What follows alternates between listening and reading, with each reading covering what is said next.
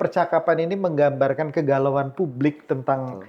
bagaimana melihat masalah hukum dan kasus ini. Mewanti-wanti pada diaspora Waduh. agar Hati-hati berhati-hati ketika untuk pulang dan membangun, mendedikasikan keilmuan dan pengalamannya di Ya. Indonesia. BUMN kita ini hampir semuanya rugi. Merugi. Kalau kita mau mengikuti logika yang ada sekarang, ini udah jelas yang ditangkap pertama kali harusnya Gus. Bayangkan putusan-putusan seperti ini menyasar bukan pada Ibu Ira, pada tokoh yang biasa-biasa saja, pada rakyat kecil lah. Betul. Ini akan menjadi pertanyaan betul. Ya.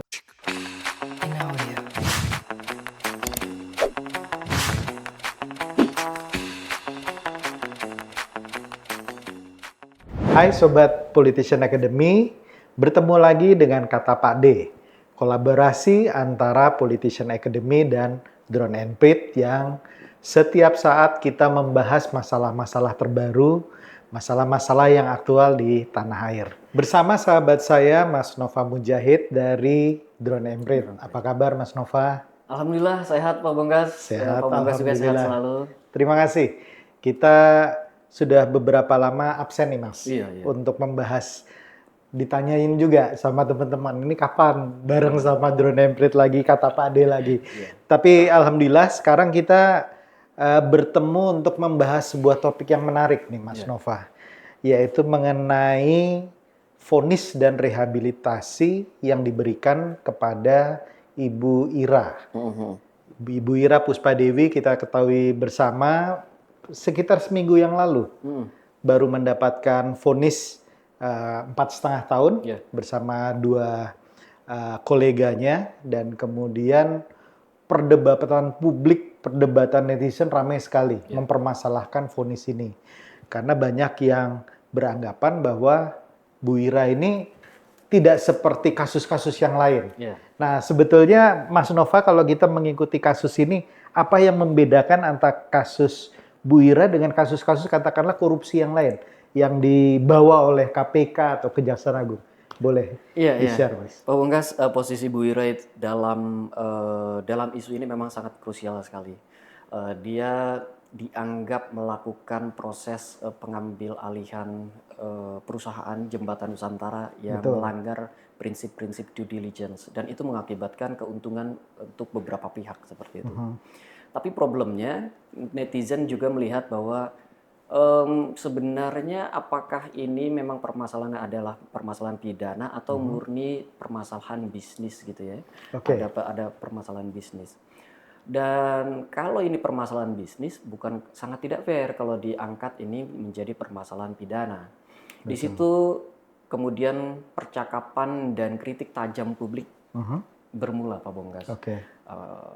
Layakkah ini diangkat atau ditarik menjadi kerugian negara? Ada kerugian negara dan ada problem pidana di sana. Kalau kita lihat dalam 1 minggu terakhir, saya ambil datanya itu dari tanggal 18 sampai tanggal 25, Pak Bonggas. Jadi sehari sekitar ketika vonis dibacakan. Itu kita lihat datanya ada lebih dari 11.000 percakapan di 11.000 percakapan di semua kanal media sosial. Ini dari 11.000 ini total interaksinya, engagement itu mencapai lebih dari 16 juta. Lebih 16 juta. Iya, 16 juta. Tertinggi percakapan tentang Bu Ira ini memang terjadi di Twitter. Karena kalau kita lihat demografi percakapannya, demografi pengguna Twitter itu terutama adalah kolega-kolega kita yang mungkin kalau dari sisi usia ada di usia milenial atau bahkan sebelum milenial gitu ya. Bu Ira ada di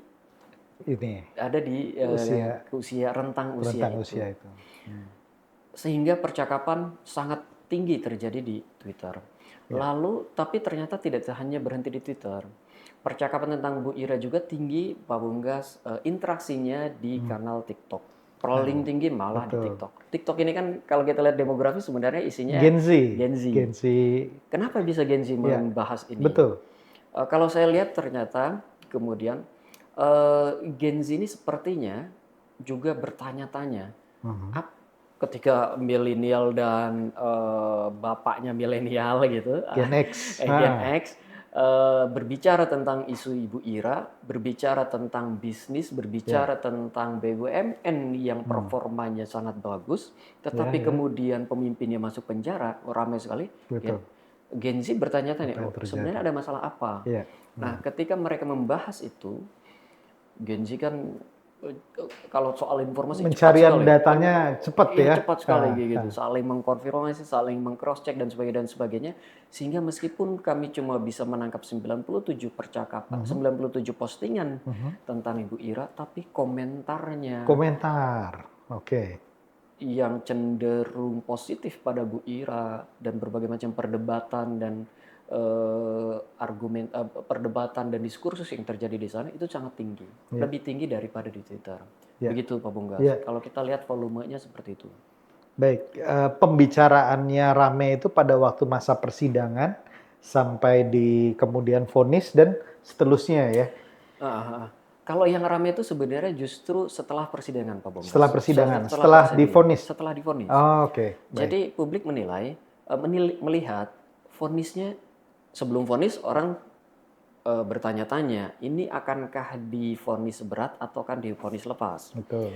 Karena banyak yang menilai ini harusnya vonis lepas. Bebas, tidak terbukti. Kalaupun terbukti ada pidana, bukan pidana yang layak untuk dihukum berat kayak gitu, hukum badan. Ternyata 4,5 tahun ada kurungan badan, lalu ada kerugian yang harus diganti 500 juta kalau tidak salah. Nah itu kemudian membuat netizen berpikir ini nggak tepat nih, ini nggak pas. Tanggal 18 kalau tidak salah Pak Bunggas, vonis dibacakan, sehari setelahnya atau pada tanggal 18 juga banyak orang yang bertanya-tanya, ini nggak benar nih. Sehari setelahnya kemudian terjadi semacam percakapan yang lebih intens di media sosial, mendiskusikan tuntutan dan hukumannya sudah tepat apa belum. Betul.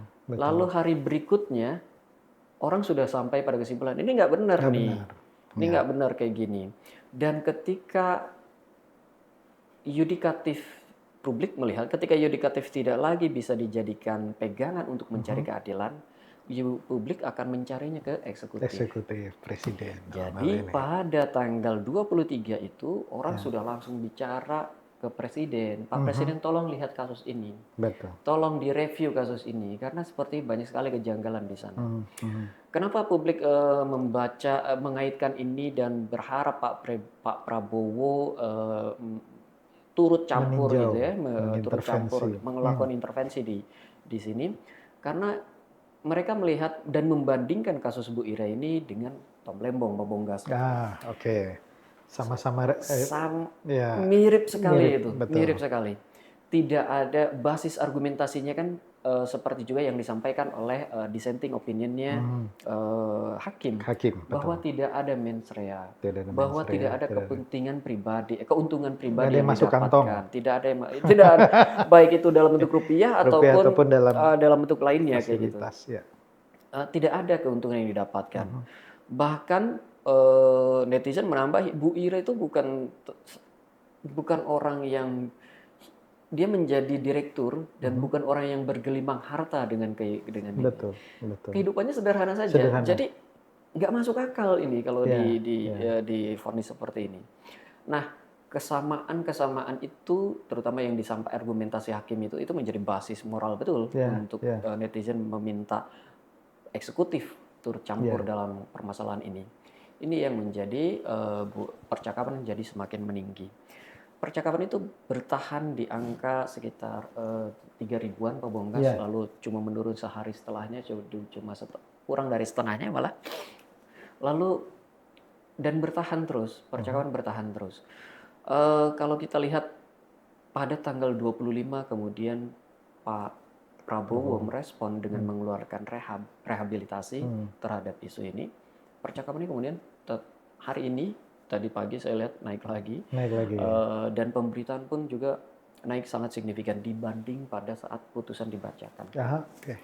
Jadi kalau saya sih melihat kalau dari ininya total ini tidak hanya menjadi agenda kelompok tertentu saja.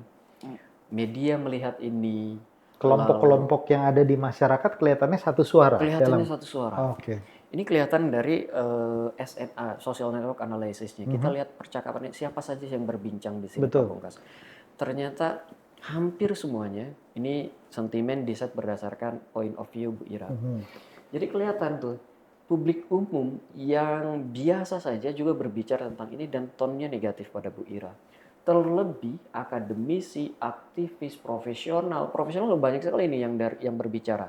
Terutama dari pebisnis dari swasta banyak yang berbicara. Mereka khawatir kalau dianggap menguntungkan swasta adalah kerugian negara, apa kabar kami yang punya kerjasama dengan BUMN, dengan KL? Ini berbahaya kayak gitu. Itu menjadi presiden buruk buat untuk swasta, untuk profesional. Tadi ton negatif terhadap Bu Ira itu maksudnya dukungan terhadap Bu Ira, tapi ton negatif terhadap vonisnya itu tadi ya, ini bahwa dihukum. Positif Pak Bunga, positif terhadap Bu Ira. Jadi negatifnya terhadap vonis. Betul. Jadi kelihatan sekali itu hampir semua, bukan hampir semua, memang semuanya berbicara positif terhadap Bu Ira, mendukung sekali apa yang disampaikan oleh Bu Ira, apa yang dialami oleh Bu Ira. Kalau kita lihat berapa besar sih percakapan positif atau negatifnya di media sosial itu, lebih dari 80% percakapan bernada positif. 80%. Hanya 7% saja yang nadanya negatif. Pun kalau kita telisik lebih dalam di sana, negatif itu sebenarnya lebih banyak berupa keraguan-keraguan, Pak Bungkas. Apakah betul hal seperti ini? Ya, ini Bu Ira mungkin ada proses yang tidak hati-hati, mungkin prinsip kehati-hatian ada yang dilanggar satu atau dua. Tetapi juga apakah apakah vonisnya sudah cukup tepat memasukkan Bu Ira dalam penjara memberikan kurungan 4,5 tahun gitu ya. Jadi banyak juga dari negatif itu yang justru mempertanyakan, meragukan setidaknya. Mendukung, tapi benar nggak sih kayak gitu. Itu lebih banyak yang seperti itu. Lalu kalau kita lihat di kanal mana saja yang paling positif, yang paling negatif. Bu Ira itu pemimpin perempuan yang berdedikasi dan berprestasi. Sehingga kelihatan kanal Instagram itu tidak ada satupun yang negatif pada Bu Ira. Kanal Instagram ini kalau kita petakan Pak Bonggas, memang lebih banyak perempuan penggunanya. Selain perempuan, ya pada rentang usia Bu Ira dan juniornya. Ini jarang sekali loh. Hampir 100% semua. Hampir 100% semuanya karena nggak ada merahnya sama sekali. Kalau kita lihat itu negatifnya hanya kurang dari 10%. Hampir di setiap kanal Pak Bonggas. Kecuali YouTube dan media online. YouTube agak tinggi karena lebih banyak dia mengulas putusan-putusannya. Jadi lebih banyak ulasan tentang putusan, amplifikasi terhadap putusan itu. Lalu kenapa sampai argumentasi KPK dan hakim diangkat di sana, sehingga tentu saja negatifnya agak lebih tinggi. Tapi itu juga ngebuat kita ngelihat, itu juga tidak berarti positifnya rendah di sana. Itu justru tinggi sekali. Lalu TikTok ternyata Pak Bonggas adalah salah satu kanal yang positifnya juga paling tinggi setelah Instagram. Negatifnya sedikit sekali. Negatif itu biasanya hanya isinya tuh tentang ini loh kasusnya terhadap Bu Ira. Di bawahnya informatif. Di bawahnya komentarnya atau respon terhadap itu berbalik sama sekali, mendukung pada Bu Ira. Jadi kelihatan hampir di semua kanal. Tentu saja Twitter paling tinggi, Instagram paling tinggi percakapannya tadi, tapi juga percakapan positif tinggi. Jadi kalau kita lihat, kita ranking percakapan pendukung Bu Ira itu ada di mana? Pertama di Instagram. Yang kedua ada di TikTok, yang ketiga ada di Facebook. Ini mirip-mirip nih demografi pengguna Facebook dan Instagram ini. Jadi profesional yang betul-betul betul-betul sudah berpengalaman gitu dari sisi usia maupun maupun pekerjaan, itu kan mainnya di Facebook dan Instagram Pak Bongkas. Betul. Nah, jadi kelihatan tuh di dua kanal itu Bu Ira mendapatkan dukungan yang sangat kuat ditambah dari Gen Z. Kayak gitu Pak Bongkas. Jadi cukup lengkap ya pendukungnya. Dan kalau saya lihat yang membicarakan atau yang tokoh yang berpihak ini juga nggak main-main. Tokoh-tokoh top ada Pak Dino, Pak Tijalal, Pak Mahfud, Prof Renald. Jadi orang-orang juga yang sudah memiliki masa sendiri juga gitu ya. Dan betul. Betul. Dan kebanyakan mereka bukan influencer yang baru muncul 1-2 hari belakangan. Betul. Mereka sudah punya latar belakang yang cukup mumpuni ketika berbicara sebagai profesional. Betul. Atau ketika mewakili suara diaspora. Nah, ini juga betul. Bu Ira ini kan diaspora, salah satu kata yang paling banyak diulang di media sosial itu, saya dipanggil pulang oleh negara. Tapi negara menahanku. Betul. Waktu itu Pak Dahlan Iskan kalau nggak salah yang pertama kali menarik untuk di BUMN, betul. Dan memang dia berprestasi di luar, dan ketika pulang pun dia berprestasi. Gitu. Dan ini jadi nanti kita lihat salah satu tagar yang paling tinggi itu salah satunya berhubungan dengan diaspora. Ini memberikan banyak sekali ketakutan pada profesional kita di luar negeri, Pak Bongkas. Tapi sebelum itu coba kita lihat emosinya, Pak Bongkas. Emosi, betul. Emosi paling tinggi biasanya kalau berhubungan dengan kasus korupsi, selain biasanya Pak Bongkas, selain kaget, surprise adalah anger, marah biasanya. Betul. Pada kasus nikel itu surprise dan anger. Pada kasus Pertamina itu kaget dan marah, apalagi itu semuanya. Tapi pada kasus Bu Ira, justru yang paling tinggi adalah antisipasi. Kalau kita bedah apa sih isinya antisipasinya? Ternyata antisipasinya adalah berharap agar kasus ini berakhir dengan baik. Artinya kepada tim pengacara, kepada Bu Ira untuk segera melakukan banding. Dan ini akan berakhir dengan baik, penyelesaiannya di pengadilan. Lalu yang kedua, yang juga paling banyak sebenarnya kalau urutan pertama nih Pak Bongkas, tapi kalau dilihat secara kronologis, yang pertama itu tadi berharap ini akan berakhir dengan sangat baik. Lalu kalau dari urutan dari volumenya, yang pertama paling tinggi justru adalah soal harapan agar Pak Prabowo melakukan intervensi terhadap kasus ini. Ini jarang ya. Biasanya masyarakat nggak ingin masalah hukum diintervensi, tapi kali ini kasusnya berbeda. Minta diintervensi. Biasanya masalah korupsi, orang KPK itu akan mendapatkan respon sangat positif dari publik. Ada kasus ini, justru sebaliknya. Nah, ini menarik nih, Mas. Selama ini kan kalau kita mendengar kata korupsi, pemberantasan korupsi dan KPK ini erat sekali. Dan setiap KPK melakukan aksi, masyarakat itu udah luar biasa dukungannya, apalagi bikin OTT dan lain-lain. Nah, dalam kasus ini bagaimana, Mas? Kalau boleh digambarkan. Dalam kasus ini, respon masyarakat ya. Kalau kita lihat sentimennya tadi, Pak Bongkas, 6% itu kan berbicara menyasar dua hal. Maaf, 7% ya di media sosial. Kita balik 7% di media sosial. Itu kan menyasar dua hal, Pak Bongkas.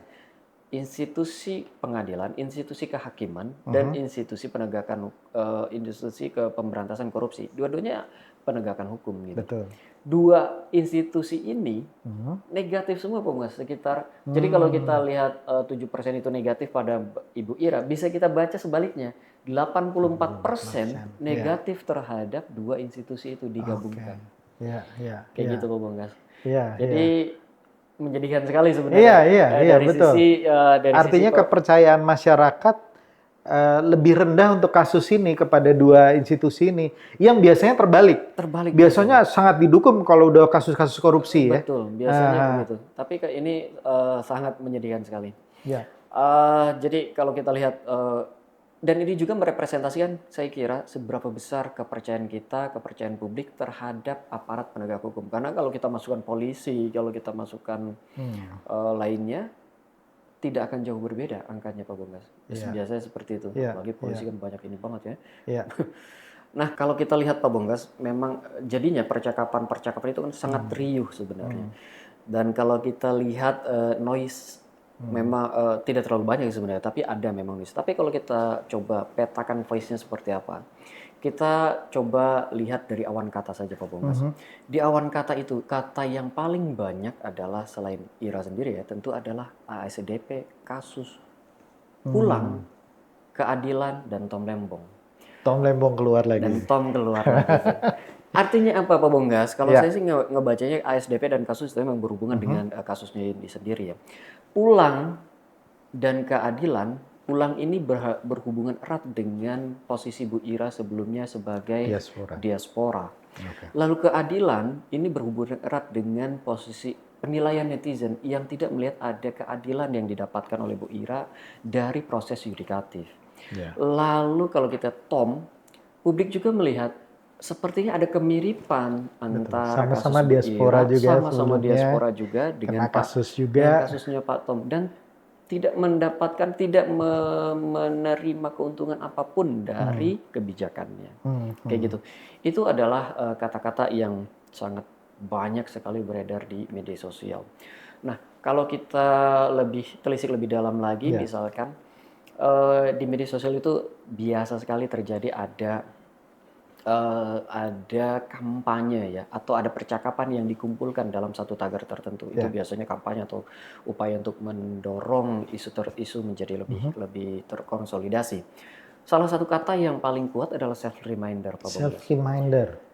Banyak sekali isinya, tetapi salah satu yang paling tebal dalam percakapan self reminder ini adalah mewanti-wanti pada diaspora agar berhati-hati ketika pulang dan mendedikasikan keilmuan dan pengalamannya di Indonesia.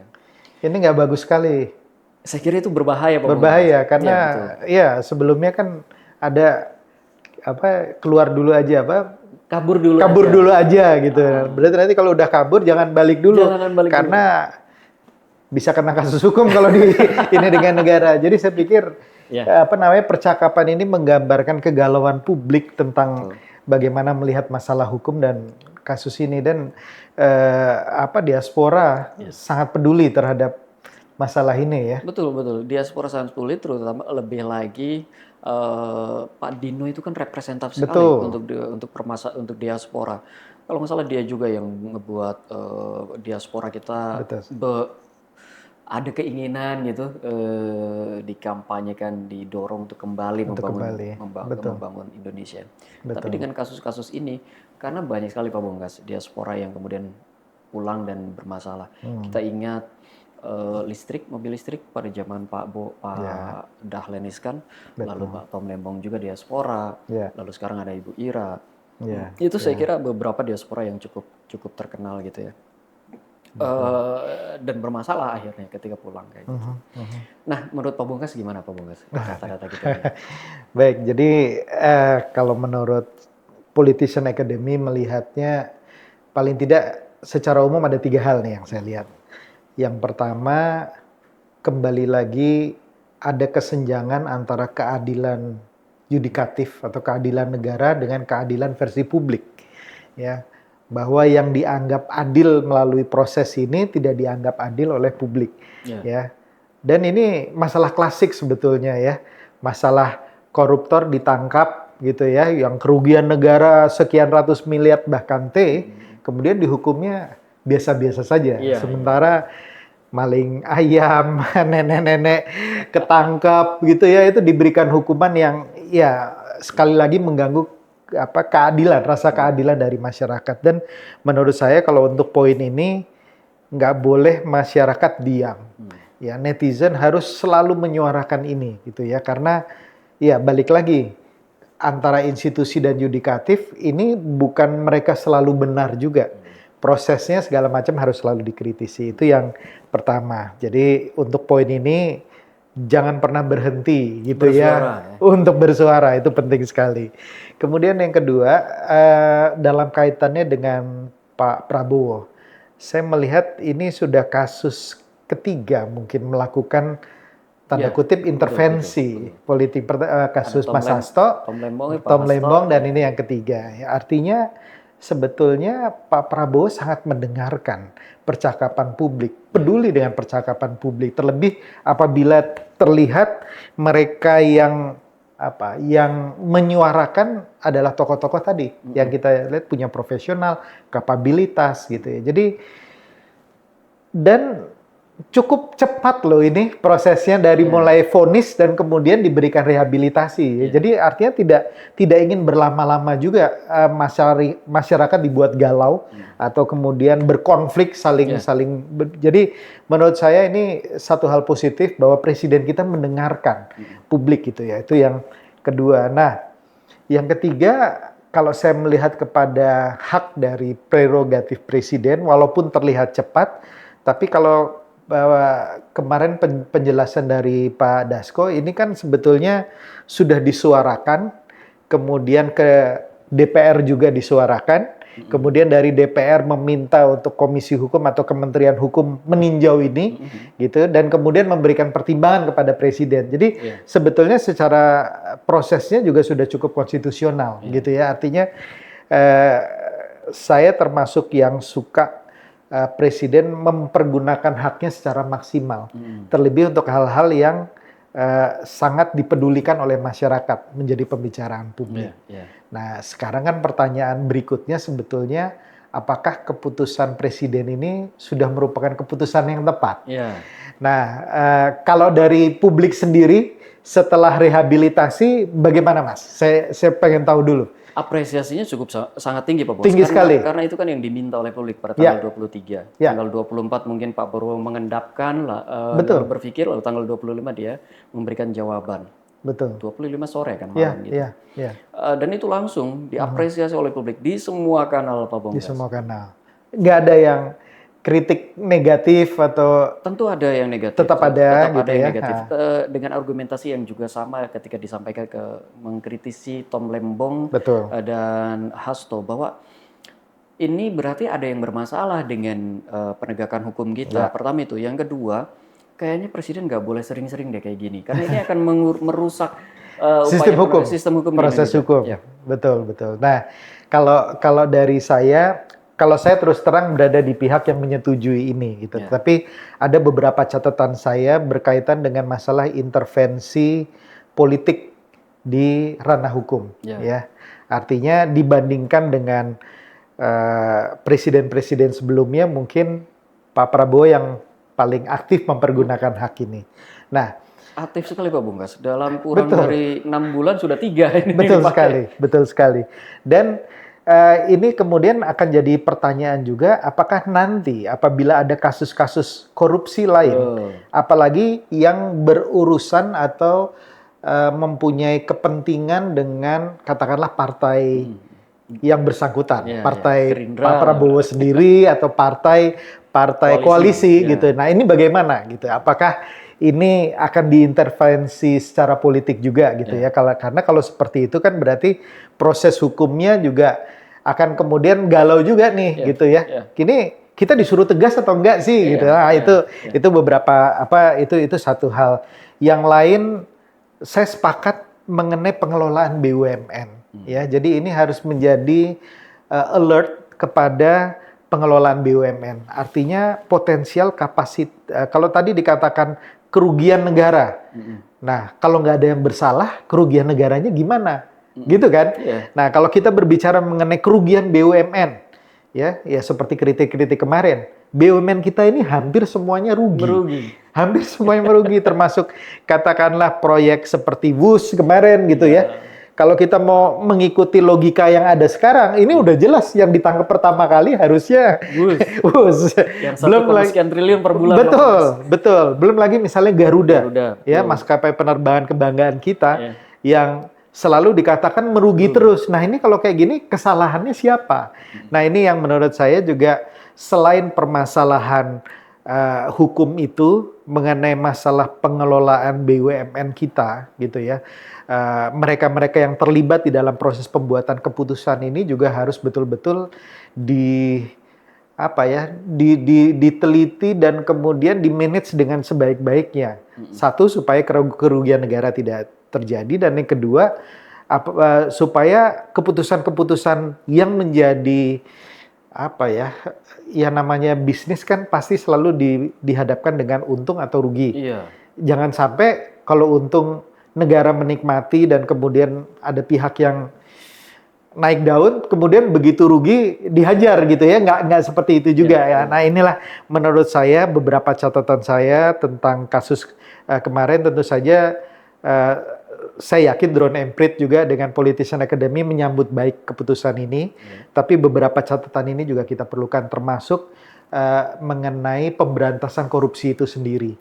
Ya, karena ini musuh terbesar dan kita tahu semua Pak Prabowo sekarang cukup serius untuk mengatasi ini gitu ya. Jadi jangan sampai juga melemahkan semangat dari lembaga-lembaga pemberantas hukum juga ya. Walaupun mereka juga perlu kita evaluasi pastinya. Baik. Ada lagi Mas Nova ya, catatan terakhir mungkin yang bisa ditambahkan? Saya kira ini permasalahan Ibu Ira ini menjadi perhatian karena banyak yang berisik, Pak Bongkas. Artinya dia bisa dibicarakan oleh publik karena Ibu Ira bukan tokoh biasa. Betul. Bayangkan jika ini putusan-putusan seperti ini menyasar bukan pada Ibu Ira, bukan tokoh yang biasa-biasa, pada tokoh yang biasa-biasa saja, pada rakyat kecil lah. Betul. Ini akan menjadi pertanyaan betul ke depannya ke penegakan hukum kita seperti apa. Bukan hanya pada kasus korupsi, tapi kasus-kasus yang lainnya seperti yang tadi disampaikan Pak Bongkas. Saya kira itu aja Pak Bongkas. Baik, terima kasih. Tampaknya kita sudah cukup banyak berdiskusi. Semoga diskusi kita ini bisa menambah manfaat terhadap analisis atau masalah yang kita hadapi bersama. Demikian teman-teman Sobat Politician Academy. Kita nanti akan bertemu lagi dengan Kata Padi berikutnya. Salam kebangsaan.